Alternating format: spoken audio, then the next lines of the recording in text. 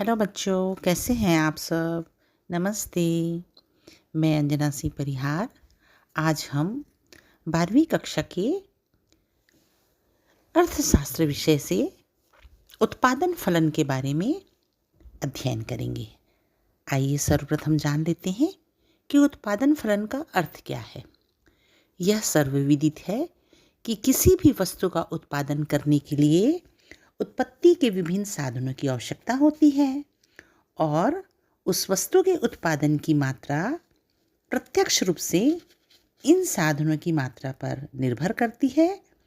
जिस वस्तुओं का उत्पादन किया जाता है उसे अर्थशास्त्र में उत्पाद या प्रदा कहते हैं तथा उत्पादन की प्रक्रिया में जिन साधनों का प्रयोग किया जाता है उन्हें अदा या पड़त कहते हैं। इस प्रकार उत्पादन के साधनों द्वारा उत्पाद का उत्पादन किया जाता है। उत्पादन फलन उन दोनों के भौतिक संबंध को स्पष्ट करता है। इस प्रकार एक उत्पादन फलन उत्पत्ति के साधनों एवं उत्पाद के बीच भौतिक संबंध को स्पष्ट करता है। उत्पादन फलन उस अधिकतम दर की ओर संकेत करता है जो उत्पादन के साधनों के विभिन्न संयोगों के द्वारा एक समय में तकनीकी ज्ञान के एक निश्चित स्तर तथा प्रबंधकीय योग्यता के एक निश्चित स्तर पर प्राप्त की जा सकती है। इस प्रकार उत्पादन फलन एक दिए हुए समय में साधनों के सभी संभव संयोगों तथा प्रत्येक संयोग से संबंधित अधिकतम उत्पादन के बीच संबंध व्यक्त करता है, जबकि तकनीकी ज्ञान की स्थिति दी हुई हो। आइए अब जान लेते हैं कि उत्पादन फलन की मान्यता क्या है। उत्पादन फलन निम्न मान्यताओं पर आधारित होता है। पहला, एक दिए हुए समय में तकनीकी ज्ञान का स्तर यथा स्थिर रहता है। दूसरा, फर्म समय विशेष में उत्पादन की कुशलतम तकनीकी का प्रयोग करेगी, जबकि फर्म के लिए लागत व्यय दिया हुआ हो। तीसरा, उत्पादन के विभिन्न साधनों को छोटी छोटी इकाइयों में विभाजित किया जा सकता है। चौथा है, उत्पादन फलन की एक मान्यता यह है कि उत्पादन इकाई के लिए लागत व्यय दिया हुआ होता है। आखिरी उत्पादन फलन की मान्यता है, एक उत्पादन लागत केवल एक दिए हुए समय के लिए ही सत्य होती है।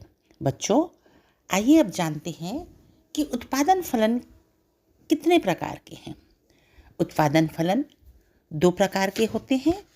पहला, स्थिर अनुपात वाला उत्पादन फलन और दूसरा है परिवर्तनशील अनुपात वाला उत्पादन फलन।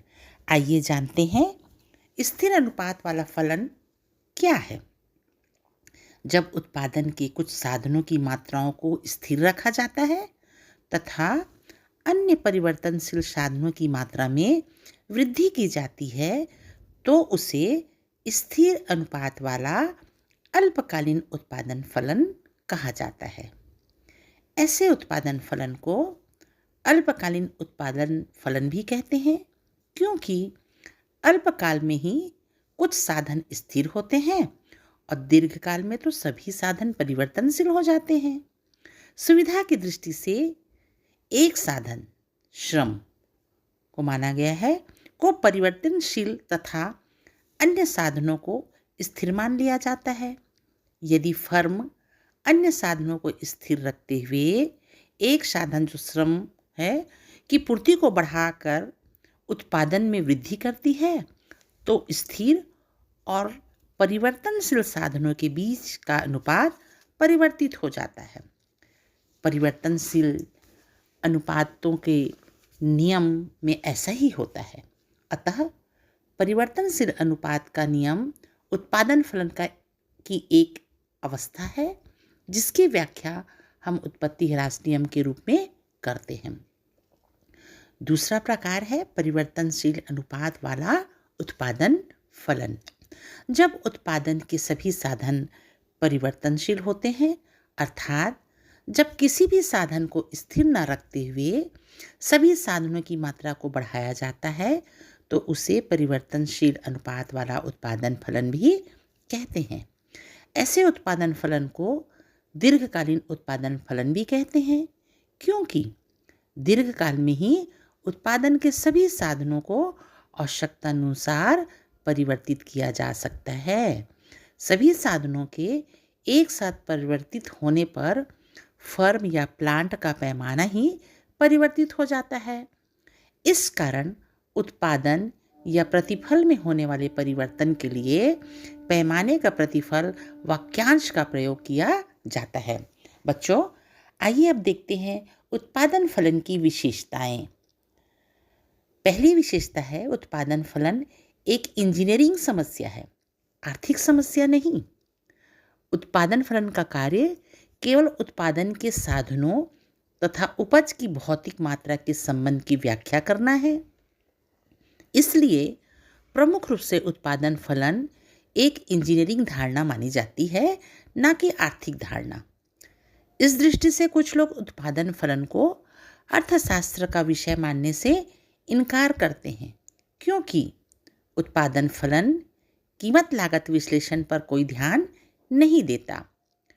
दूसरी विशेषता है समय निरपेक्ष धारणा। उत्पादन फलन एक समय निरपेक्ष धारणा है, अर्थात उत्पादन फलन का संबंध एक निश्चित समय अवधि में होता है। समय के बदल जाने पर उत्पादन फलन अर्थहीन सिद्ध होता है। तीसरी विशेषता है, उत्पादन फलन स्थैतिक तकनीक का विषय है। उत्पादन फलन तकनीकी ज्ञान के स्तर को यथास्थिर मानकर चलता है। चूँकि तकनीक के बदल जाने पर उत्पादन की मात्रा अर्थात उत्पादन फलन भी बदल जाती है, इसलिए इस धारणा की व्याख्या तकनीकी ज्ञान के एक पूर्व निश्चित स्तर पर ही की जा सकती है। चौथा, उत्पादन फलन साधनों की प्रतिस्थापन संभावनाओं को स्वीकार करता है। उत्पादन फलन की धारणा यह स्वीकार करती है कि उत्पादन के साधनों का परस्पर प्रतिस्थापन करना संभव है, अर्थात एक साधन विशेष के स्थान पर किसी दूसरे साधन का प्रयोग किया जा सकता है। नेक्स्ट विशेषता है, उत्पादन फलन स्थैतिक अर्थशास्त्र का विषय है।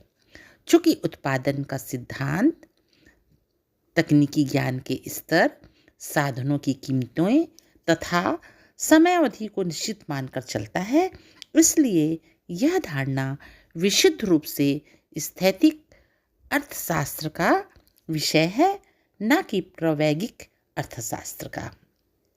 धन्यवाद। आशा करती हूँ आप लोग ध्यान से सुनकर समझ गए होंगे।